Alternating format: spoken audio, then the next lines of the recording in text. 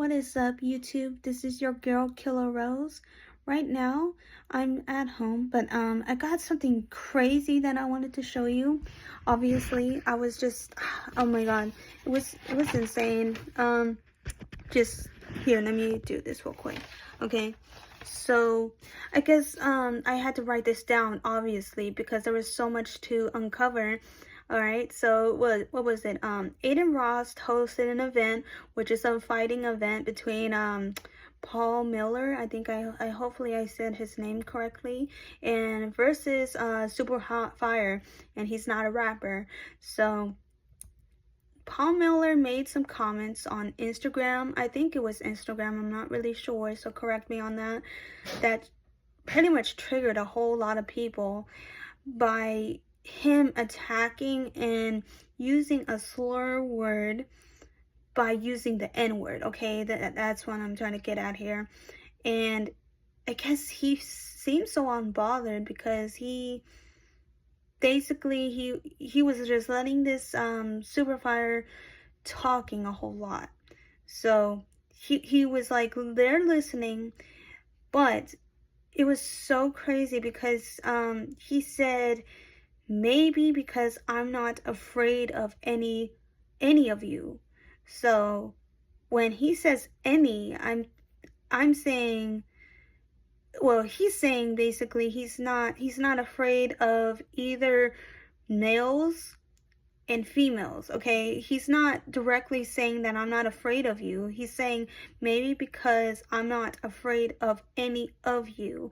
So there's one particular sentence that you need to break it down. It's not him that he's being afraid of. It's directly saying that I am not afraid of any of you, meaning that he is not afraid, not of him, but other males and females in particular who are black. So I just wanted to really point out there that yeah, this guy is indeed a racist. And so I guess he stands on his beliefs, so it's not going to change. No one is going to change him. You know, he said that he always believed in what he believed. So there's no argument that you need to have with this guy. This guy's going to believe the way that he perceive other people, and I'm not sure if it's all racist, right? Okay, but I guess I need to see for myself, because I'm like, okay, when I think of racist people, I think of people who are in, I mean, at least in a setting where there's white people. Okay, I'm thinking of, I wrote it down, so give me a minute.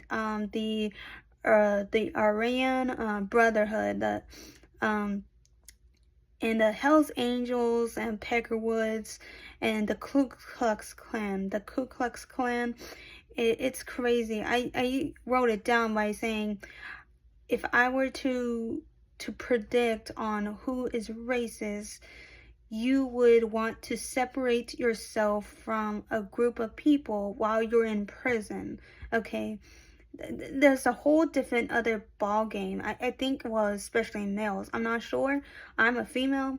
I never been into a prison, but by looking and seeing and hearing of like the history behind the prisons, you are like, say if I go to jail, right? Okay, I would have to go in my own race group, which is Latina or Mexican, like Hispanic community. It's terrible because I don't see it that way, right? I mean, I like all friends of all colors.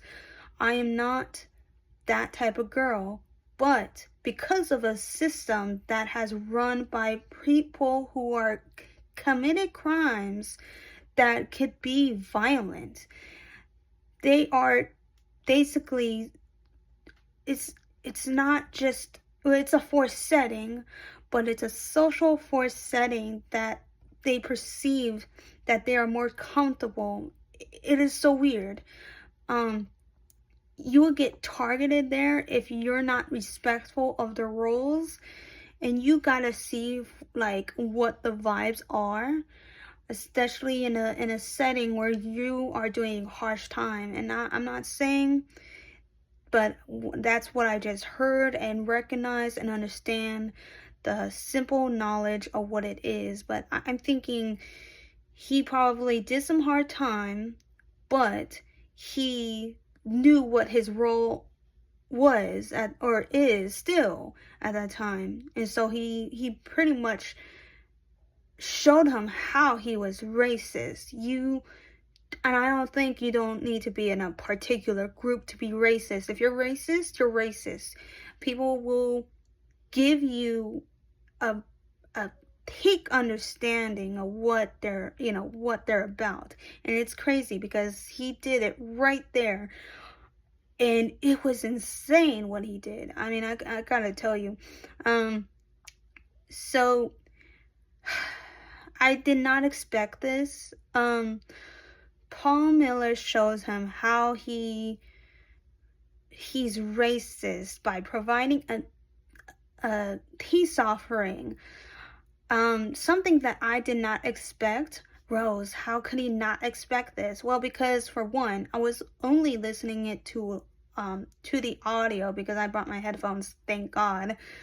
However, when I did not expect this, because I thought he was like, okay, well, a peace treaty, like, he was basically saying like, oh, you understand what I'm going through. I mean, of course, we all got, hateful comments. I mean, or deaths, I'm not gonna put my words in his mouth, but he's basically saying we all have death threats. So I perceived in my own audio, which is my own imagination, I thought he brought him a gun, but of course you can't bring guns into an event where you're being interviewed by each other, right? But I thought he brought him a peace, not like a peace treaty. Like, I thought he got a pistol to him and say, here, protect yourself. You really want to do something, you can go ahead and do it. But I didn't realize he got a fried chicken of KFC, and it was a bucket too. It was insane. And so I did not expect all that to happen. And this guy just had to chime in and ask, where's the watermelon? And God, why? Just why? That's my response. I'm like, why would you? Obviously, it's I don't know, when it comes to race, especially when it's competing against not just the skill based on a person you're up against, but it's a person that is actively not just hating you, but hating every single person that has the color of your own skin. That's basically what it is that they are prejudiced, thinking that they are a better superior race. Sorry if I spit. But they basically think that they are better than you because of a race that they're born with. Obviously there's some other death that you wouldn't understand unless you either experience this yourself or you actually come to knowledge of what racism can actually look like. And it's peak logical understanding. It doesn't matter. Well, it does matter depending on the circumstance. Right now, I'm just saying, based off his character, his personality, he is saying that he is indeed a racist. He doesn't care what he said online. He doesn't care about the racial standing that he says that he's standing.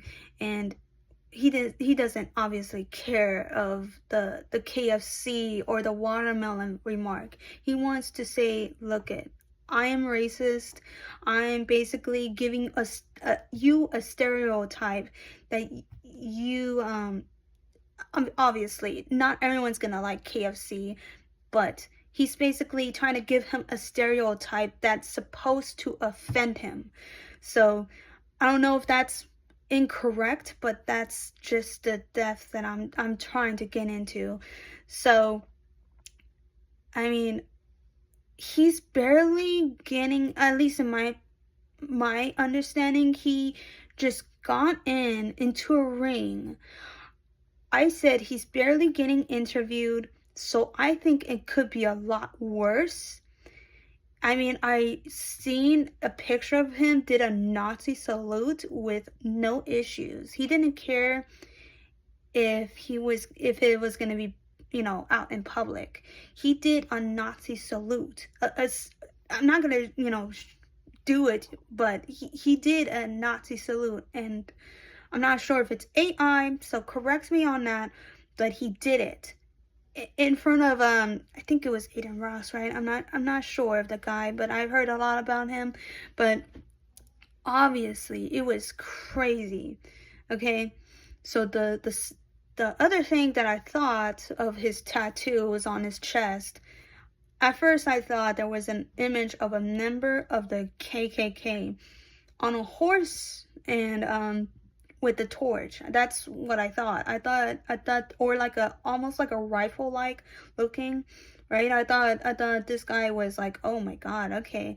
And I said that, it looked so odd.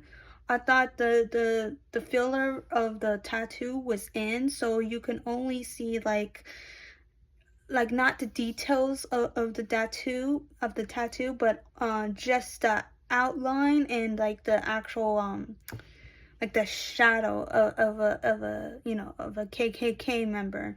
So I thought it was more like a, back in the 1800s, like those type of outfits that was way back in the day. So I guess the tattoo itself is called the Double Victory Rune.